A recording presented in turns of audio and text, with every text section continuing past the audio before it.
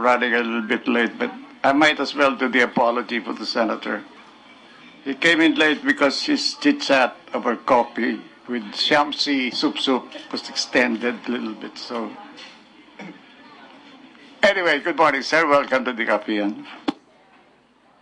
Good morning. I apologize to be late. You could see a little sip-sip with Manong Jun goes a long way at si Soup ang na pagbintangan, but I was really just a little bit under the weather, so I apologize for that, Manong Jun. Anyway, we get this thing rolling right away.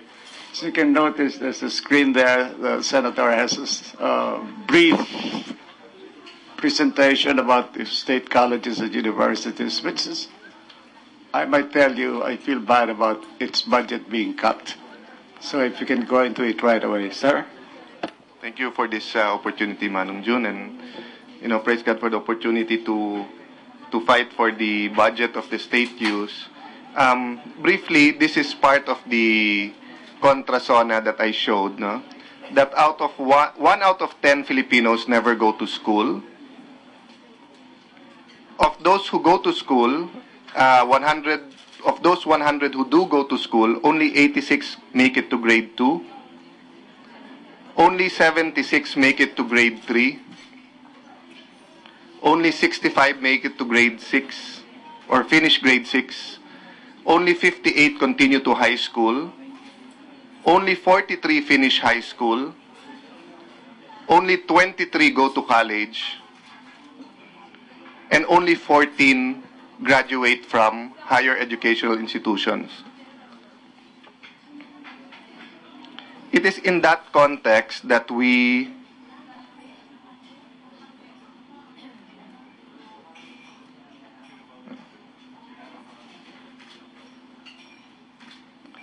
So this is the summary, no?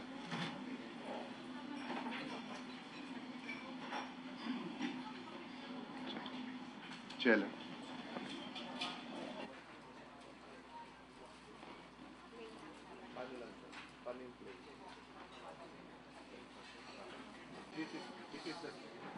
This is the summary of what I showed. The next is just the facts and figures. If you'd notice, around 1 million students, college students, go to public universities, and about 1.6 million go to private schools. So, always around about 2/5, no? If we divide, more or less 2.5 million parati ang pumupunta ng college, and 2/5 of that goes to public schools, no? Or to state universities. Pero kung titignan nyo po yung graduates compared to enrollment, you would see na tama yung pinakita kanina na 23 ang pumapasok but only 14 graduate. We'll give you a hard copy of this later on. Na? The National Statistical Coordination Board, NCSB, also showed that there is an 83.3% dropout from 1994 to 2004. Based on reports from the United Nations Educational, Scientific, and Cultural Organization, UNESCO, in 2008, 73% of Filipino youth were forced to drop out of school due to unattainable price of higher education in the country. In a survey, the three major non-attendance of schools was based on one, employment, looking for work. Obviously, they won't look for work if they have money, no? So, makikita nyo yung pangalawa, high cost of education, at yung pangatlo, lack of interest, no? Yung pangatlo lang na iba, because many of our students think that even if they do get an education, mahirap pa rin kumuha ng trabaho. So this will also give you a briefer on the state of our economy. Kung 14 out of 100 lang gumagraduate, pero mismong yung mga graduate ang hindi pa rin makakuha ng trabaho, that means kokonti ang trabaho out there, or may mismatch yung dami ng graduates natin for a certain course, no? The next is just to emphasize, no, that even in international ratings by credible organizations, we're faring very poorly. Out of the country's 2,180 higher educational institutions, only 4 made it to the top 200 Asian universities list this year. Educational and Career Network, QS, reported, likewise, the QS ranked the country's top university outside of the world's 300 in its latest ranking of 2011 to 2012. UP dropped from number 314 to 332. Ateneo dropped from 53 to 360. 53 notches to 360th, no? Meaning they were before 307. No? LaSalle dropped from 551 to 600 level, and UST dropped out of the 600 top schools. No?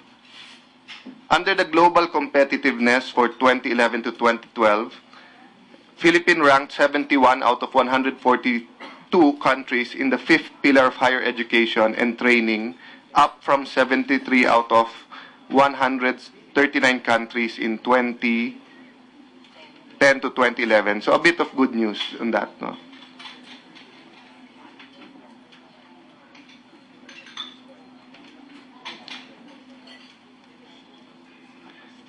We'll just distribute this later, but it's just some rankings, no, or the basis of the fifth pillar. No? The next slide, just to show you, no, that enrollment is going up. Pasensya na kayo, medyo malabo yung line nung kabila. But makikita nyo, nag-plateau or pababa ang spending natin pagdating ng sa higher education, no, so, or sa SUCs. No? Baka mas clear dito. No? In real terms, mas masama pa, meaning if you factor in inflation, what we're really spending per student is actually going down, and it's not the same. No? Average cost per student in nominal value, it's very clear here that since 2009, we've been going down. And then just statistics regarding the budget of 2011 versus the budget of 2012. If you listen to the DBM, they're saying that there's a 10% actual increase. No? Dalawa ang basis nila nito. One is that may 2.039 billion under the Miscellaneous Personal Benefits Fund. Dinidispute ito ng mga SUCs dahil according to them, kinuha din to sa mga vacant position sa plantilla nila, which ginagamit nila to pay for contractuals dahil mas mura magbayad ng contractuals dahil less ang benefits nila. So if they actually use it to hire full-time professors, they'll be able to hire less people. No? But nailipat to sa MP BF. No? Secondly, there's a 500 million fund under CHED for programs and projects of state universities and colleges. I am happy about this, and I'm happy that the DBM added a fund. But I would rather than it be a lump sum, and it be allowed to be a pork barrel of whoever, no? May it be Malacanang, may it be CHED, or may it be anyone with influence over CHED. Bakit hindi na lang hati-hatiin yung 500 million at ibigay diretso sa mga state universities? Why will they have to plead with CHED kung anong programs ang magaganda? For example, no, wala tayo ni isang state university na hindi kailangan ng bagong building or ng bagong facilities. So kung bigyan lang nila ng tig 5 million halimbawa for capital outlay for buildings, abot na ng 500 yon, no? So the bottom line, that's the end of the short presentation, no? The bottom line is that I support the state universities and the students calling for higher funds. We're doing a budget analysis now, and we did note that there are certain departments that malaki naman ang tinaas. So ang tanong ko lang, bakit parang may discrimination or masama ang tingin or meron some sort of hindi magandang impression ang gobyerno pagdating sa SUCs? Madalas ko rin marinig, hindi lang sa CHED, sa iba, na sobra kasi ang dami ng ating SUCs. But can I correct that notion? The 100 plus SUCs caters only to 1 million students, and this is only the 23% na pumapasok.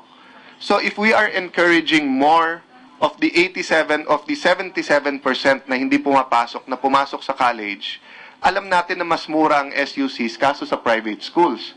So, paano mo sasabihin na masyado marami ang SUCs natin and also the LGU also the LGU colleges and universities if out of the 2.5 million or 2.6 million going to college, 1.6 million go to private schools and 1 million go to public schools, but you have another 77% who do not enter. And of the 23 that enter, makikita nyo 9% or 9 out of 23 drop out. Meaning kahit mura yung SUCs, kulang pa rin. And then yung quality, bumabaksak din because they're not allowed to have programs to enhance their faculty, their facilities, modern equipment, no? So, what for me is really should be alarm bells for us is that our future shall be determined by the quality of education we have today. So, if you're going to look at the employment 4 years from now, it will depend sa mga graduates natin ngayon. So kung hindi natin binubuhusan ng pera ang mga SUCs at yung mga college graduates ngayon at magme-maintain tayo na 14% lang ang gumagraduate and then bumabaksak ang mga colleges natin, both private and public HEIs natin bumabaksak, what do you expect in the future? No? So, Manong Jun, I joined the other legislators and I joined the progressive groups and the student activists in asking that maglipat tayo ng pondo papunta sa SUCs. There is sufficient funds in the GAA of or the NEP of 2012 to put at least 1 or 2 billion in the SUCs. And I'm hoping that CHED will present to us and to the President a 5-year plan of how to improve the our SUCs. Ang nakalagay po last year sa budget is that because dapat self-sustaining sila. This assumes kasi that they're looking at the model of Harvard, Stanford, that malalakas ang kanilang alumni association, so yung kanilang mga trust fund at yung mga donations malaki. Number 2, that prime yung mga properties nila at may pera pan-develop, so may income generation yung mga universities. And it's almost just UP that has this potential na magkaroon ng income generation sa mga lupa nila. All the other SUCs, ni dormitory, CR, or mga laboratory, hindi kayang itayo, wag mo sabihin unahin nila itayo ang mall sa loob ng university kaysa sa itayo ang mga eskwelahan, no, mga school buildings. Hindi mo pwedeng sabihin private sector kasi marami sa mga universities na to are not naman in a location that is conducive to commerce, no. So, Manong Jun, should I go to the 2 other topics or should I pause here? Post there now, because they might. You have any questions on this?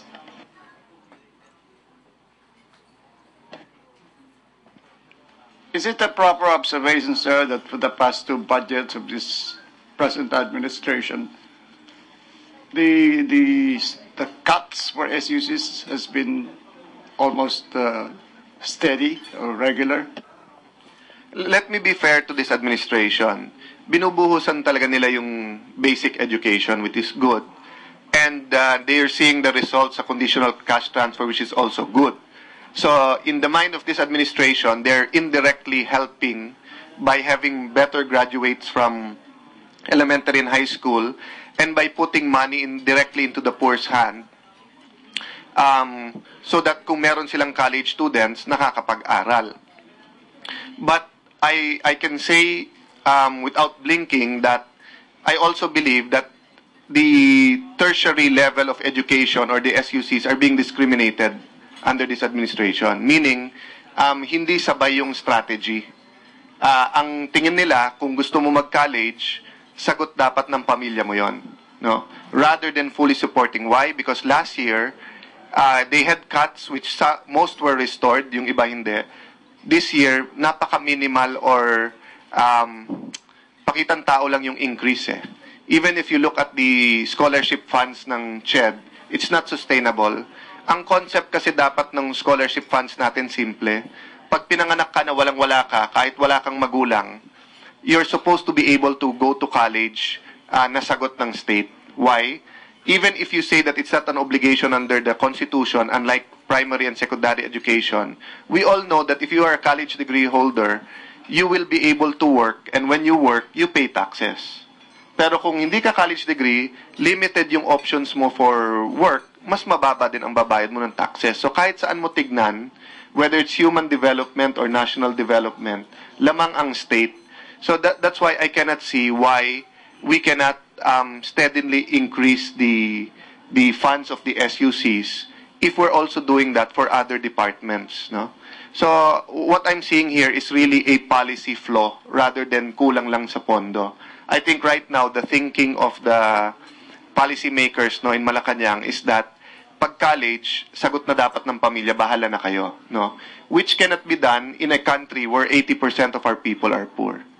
Sir, meron na bang comprehensive validation na yung cash transfer really go to basic education or to food? I think it's but logical that the cash transfer will go to yung pinaka-basic muna. So, number one is pagkain and housing, then, and medicine, no? Health, housing, and food will always be number one.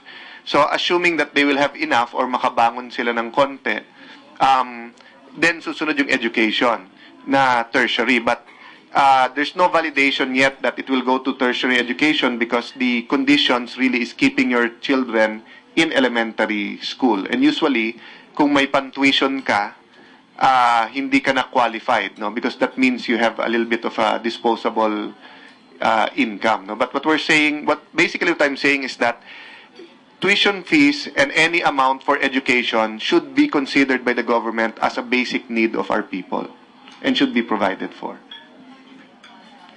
Yes, Ryan?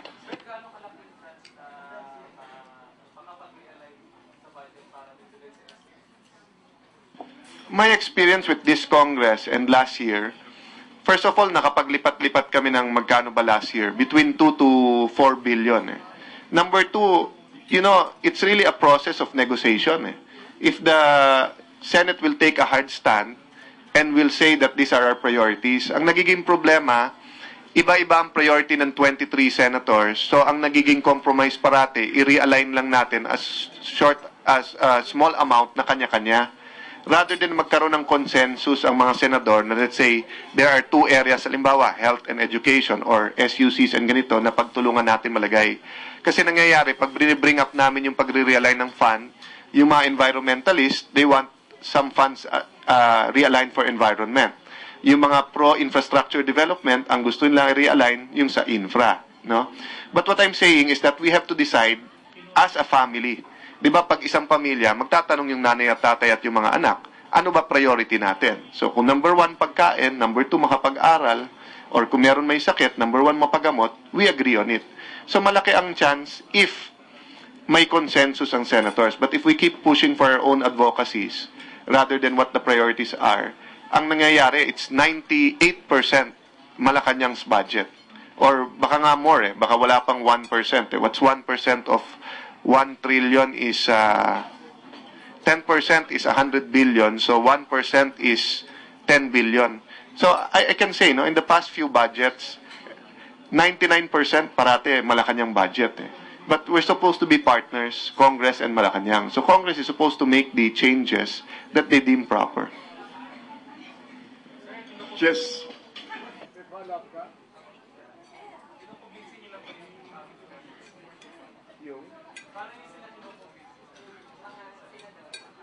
Well, one by one and then sa caucus, but there are some naman who are naturally advocates. For example, Senator Angara, because he's the chairman of the Committee on Education, he'll be a natural advocate for this. But even that, halimbawa, he to his heart very close ang ang science and mathematics.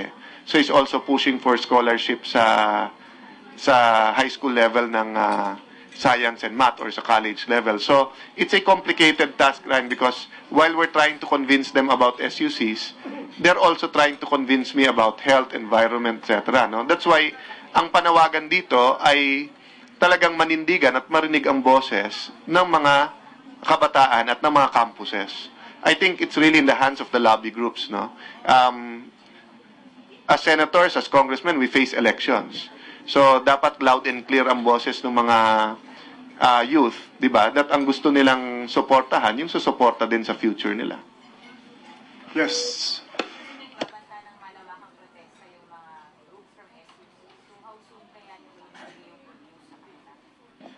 Sila naman ang nagiging susi talaga eh. Even in the last budget hearing, their presence outside the Senate, no? So that's why, except that, you know, our youth have been constrained to do protest in a more creative way, and really it's through the media na napapahayag yung damdamin. Because ngayon, yung cost lang na pumunta ng Manila or mag-rally dito ay napakalaki na, no? So nahihirapan talaga ipakita yung damdamin ng mga estudyante at saka mga professors. But look at the statistics na lang. They're right, we're wrong. Diba? Sila ang tama na dapat dagdagan yung pondo at ang gobyernong mali na hindi dinadagdagan yung pondo. So talk about protests. Mukhang ang flavor of the month ngayon is protest over fair rates, high prices, transportation and all that. Bakit every time the oil companies up their prices, you always hear something from the DOE saying that that's too much. And yet the DOE has done nothing really to look into the pricing scheme of these oil companies.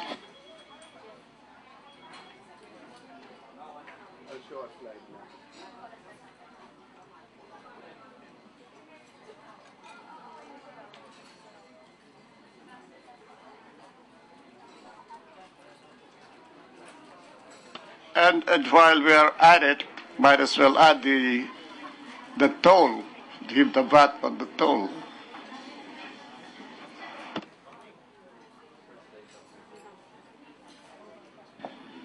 I think there's a very basic solution to assuring our people that the prices of oil and gasoline products, oil products including gasoline and diesel, and fuel is either okay or not okay. Madaling pong malaman kung overpriced, underpriced o tama ang presyo ng langis at mga produktong galing sa langis. Paano po? Buksan ang libro ng oil companies. Bakit po kapag magbabasa ka ng business page, ang makikita mo doon, record parate ang profits ng tatlong oil companies. Pag sa SEC, lalo yung mga listed, katulad ng Petron, ang kanilang shares pataas dahil record daw ang kanilang profits. Pero bakit tuwing magpa-file sila sa DOE, ang sinasabi naman nila lugi, kaya kailangan ng recovery? Anong klaseng recovery ang meron pag record profits ka parate? Ngayon, ang debate parate at naakusahan parati ang DOE na nagsasalita ka pero para ka nag-aabogado sa tatlong oil companies. And I'm not referring to this administration only, no? In the past 20 years, naririnig ko parati yan, every DOE, no? But if you look at the law, no? Ang sinasabi ng batas, pwede talagang tignan at pwedeng magkaroon ng inspection yung mga libro. But we know that if the DOE doesn't want to do this in public, we know that Congress can do it. That's why we're drafting a resolution. I have a first draft with me now, and we're going to file it on Monday, asking the appropriate Senate committee to open the books of these oil companies in aid of legislation, and kung kailangan either COA or a reputable audit firm would help us, so that we can satisfy ourselves whether or not nag-overprice yung mga oil companies. Hindi ko makita kung bakit sa radyo, telebisyon, magdidebate ang spokesman at ang mga representatives ng oil company at ang gobyerno at consumer groups, pero hindi magkasundo sa numero. Sasabihin nila, huling binili o bagong binili, kaya kailangang itaas ang presyo. Sabi nila, lugi. Sabi naman ng consumer groups, hindi. Napakasimple ng solusyon, di ba? Buksan natin ang libro at kung walang tinatago, bakit matatakot? Let's remember that hindi purely private ang serbisyo ng mga oil companies dahil it affects public interest at ang buo nating ekonomiya. Don't get me wrong. may problema din ang gobyerno. Next time I will discuss with you yung proposals on the VAT or on the tax side of the oil prices. I think dalawa yan eh. Yung issue ng transparency at mabuksan ng libro, and then after that, yung issues paano mapababa. Anong part ng private sector para mapababa, anong part ng gobyerno para mapababa. No? So hindi lang naman ang private oil companies ang nagpapataas ng presyo, pati namang gobyerno dahil mataas masyado ang buwis. But let me tell you, no, there are some countries, especially Asian countries, no, like Thailand, who are thinking of completely removing taxes on oil products to get the economy going, no? Because halimbawa sa kuryente, pinakamataas tayo sa Asia. And it's a deterrent from business coming in, no?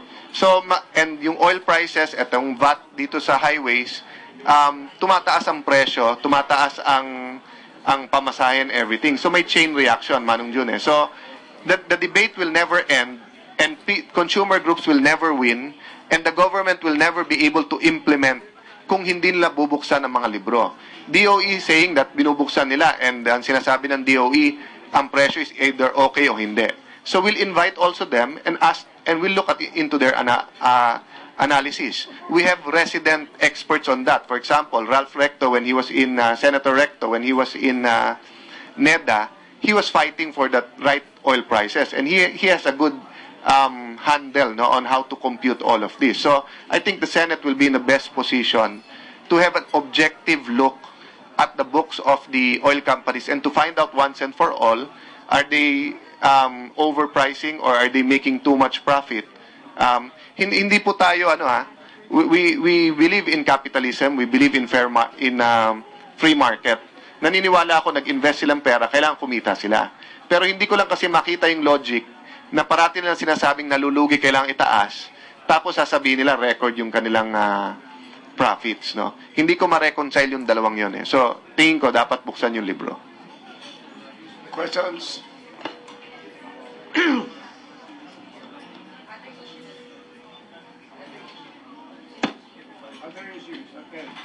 Other issues. As you can see from the printed invitation, one of the topics there is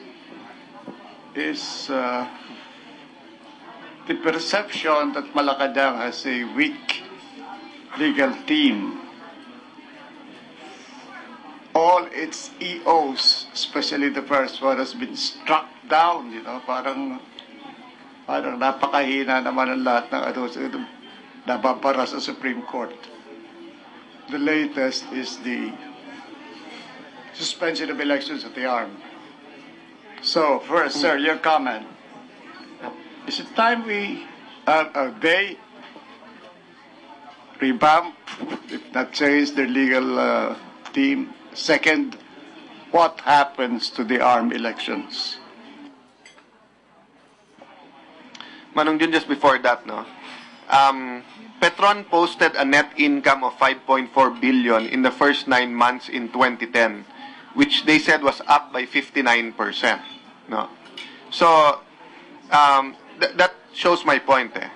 Nung gobyerno ang may-ari ng Petron, ano ba mas importante? Na kumita ang isang GOCC mo or mababa yung presyo ng